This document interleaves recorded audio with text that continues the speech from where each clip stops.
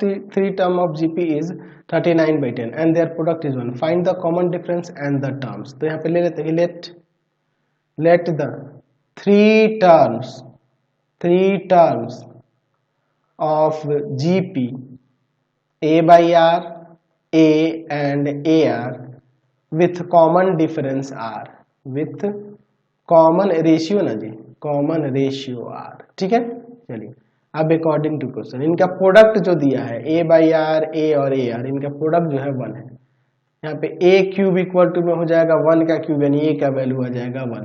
अब इसके बाद देखिए ना, इनका जो सम दिया है ना, यानी कि A बाई आर, A और AR, इन सब का सम जो दिया है आपका 39/10 है, ठीक है। अब इसके बाद यहाँ पे हम लोग A का वैल्यू रखते हैं, तो 1 बाई आर प्लस का 1 और प्लस का R इक्वल टू में 39 और बाई में 10। चलिए इधर एलसीएम होगा R, 1 plus R square equal to में 39/10, क्रॉस मल्टीप्लाई कर देते हैं, 10 जाकर उधर मल्टीप्लाई करेगा, 10R स्क्वायर प्लस का 10R प्लस का 10 इक्वल टू में 39R। एक तरफ कर लेते हैं, 10R स्क्वायर प्लस का 10R प्लस का 10 और माइनस का 39R इक्वल टू में 0, 10R स्क्वायर माइनस का 29R प्लस का 10 इक्वल टू में 0।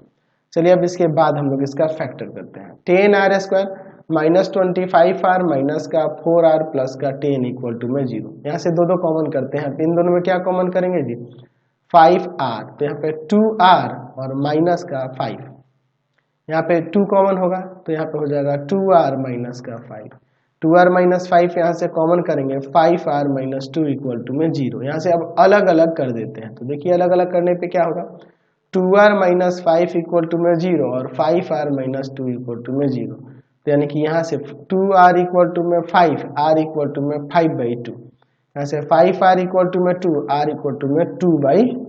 चलिए अब इसके बाद हम लोग देखते हैं case first, when A equal to में 1 और R इक्वल टू में यहाँ 5/2, तो क्या होगा। अब इसके बाद तीनों नंबर्स, तीनों टर्म्स, फर्स्ट टर्म जो है वह क्या हो जाएगा, A बाई में R, 1 बाई में 5/2, यानी ये 2/5 हो जाएगा।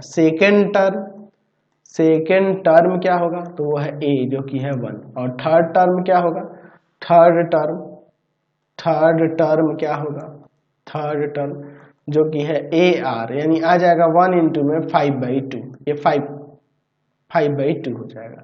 चलिए अब इसके बाद केस सेकंड देख लेते हैं। केस सेकंड में देखिए व्हेन A इक्वल टू में 1 और R इक्वल टू में 2/5, तो अब इसके बाद क्या हो जाएगा, यहाँ पर देख लेते हैं। फर्स्ट टर्म यानी कि A बाई R जो कि है 1 बाई में 2/5, ये हो जाएगा आपका 5/2। सेकेंड टर्म क्या हो जाएगा, तो सेकेंड टर्म A था जो कि 1 है, और थर्ड टर्म क्या हो जाएगा यहाँ पे, थर्ड टर्म क्या हो जाएगा यहाँ पे, तो वो AR था, यानी कि आपका 1 इंटू में 2/5, ये 2/5 ही हो जाएगा। तो तीनों टर्म हमारे निकल गए ना, दो केस अलग अलग है। नेक्स्ट क्वेश्चन देखते हैं 6 number, the sum of the three